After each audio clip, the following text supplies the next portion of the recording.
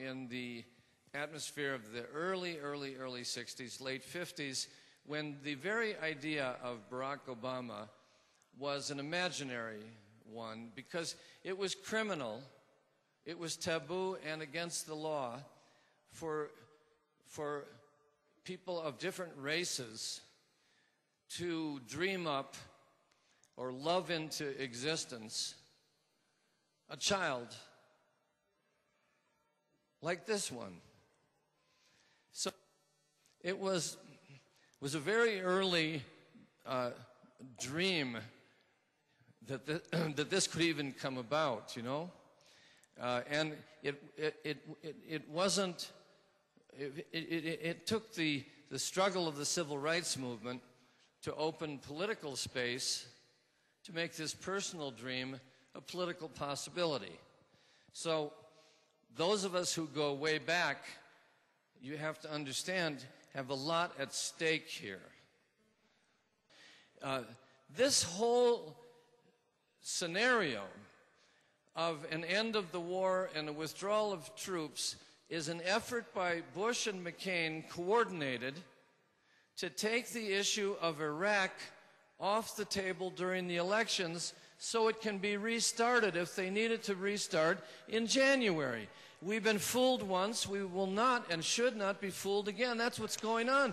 And we have these consultants on all sides, but let's say Democratic side, and pollsters who live in these segmented state of consciousness where they say, oh, the issue now is the economy, which is a way of saying that they're really uncomfortable and have always been uncomfortable with ending the war in Iraq, much more comfortable with what they called condescendingly lunch bucket issues, as if any of them ever carried a lunch bucket. And so they want to make the fight on economy, which means acknowledge that McCain is superior on Iraq, on national security, on the end of the war. Let the Iraq issue go and switch to the economy.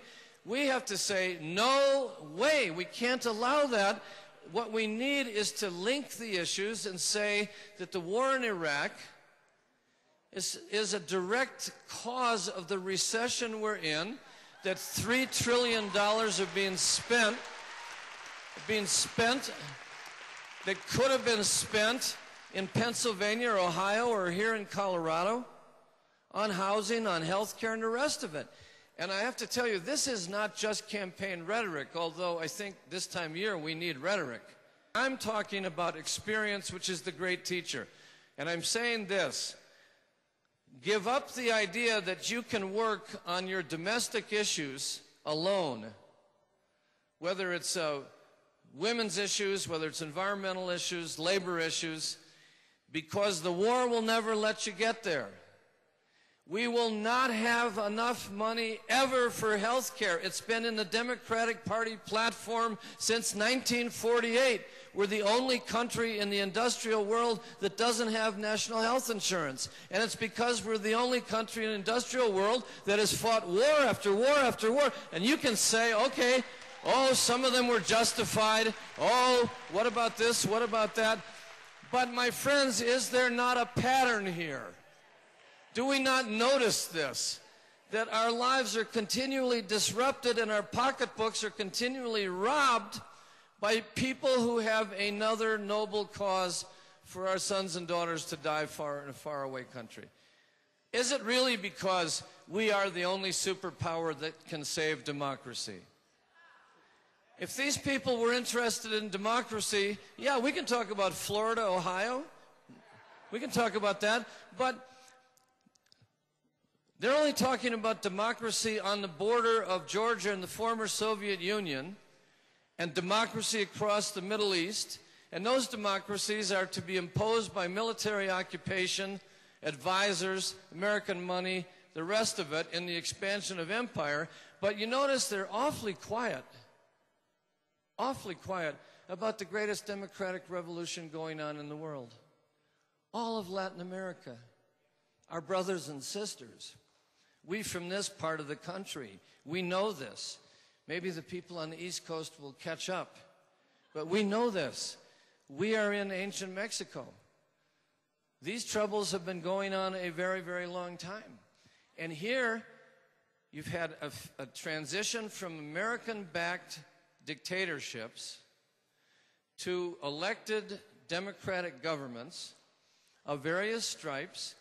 And the reason that our government does not embrace these real democratic revolutions instead of the fantasy democratic revolutions in the Middle East or Georgia is because these democratic elections in Latin America signify the end of Yankee imperialism, the end of the Monroe Doctrine, and the end of the WTO, and the end of the FTAA, and the end of NAFTA, and the end of CAFTA, and the beginning of a new relationship with our Latino brothers and sisters here, so that the immigrants here do not have to be treated as either cheap labor to be exploited or politically used as a wedge issue in an election as if they're not human beings.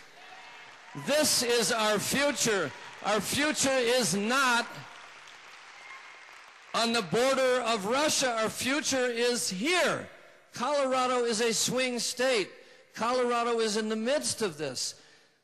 This is what we have to bring about steadily on the higher levels of our political structure, but it begins with us. And one last connection that's obvious is whether these are wars that are all for oil, somewhat for oil, whether there's a mixture of religious fanaticism combined with oil, market economic, whatever the mix, oil is in the mix. And the environmental movement should not stand on the sidelines watching Iraq burn and ignoring the refugee crisis, ignoring the issues of Latin America. We have to come together, my friends. The interests that we are opposed to are the oil interests, the corporate interests that want to turn the world into their marketplace, and their neocon ideological advisors who have captured the Republican Party and are using John McCain as a kind of frontman for the restoration of all the worst. And this is not rhetoric. His foreign policy advisor, Randy Schuneman, was until May a paid lobbyist for the state of Georgia. Before that, he was a paid lobbyist in charge of the Committee for the Liberation of Iraq that fabricated the case for Chalabi to lead us into that war. He's on the staff. Can we be fooled so many times? I think not, but this is going to be a battle because we have a centrist presidential candidate, doesn't like to get involved in these unseemly arguments, partisan-sounding arguments. We have to do this, and I'll give you in closing an example of how we can. Yes, register everybody. Yes, sign them up. Yes, follow them to the polls. Yes, use your energy on the close races, the presidential, the congressional races. You know all that. You know how to do that. The opportunity here is for the anti-war movement and the progressive movement, the Democratic Party, to win politically, but also triumph over the forces in the Democratic Party, not just the Republican Party, triumph over the forces that brought us this war, that brought us the WTO, and try to move that party in a more progressive direction. That is a lot at stake for us, my friends, and we have 70 days, and it's going to require a lot of energy, a lot of volunteerism, and the iron will of organization. That's where PDA comes in. Bless you for being here. Thank you very, very much.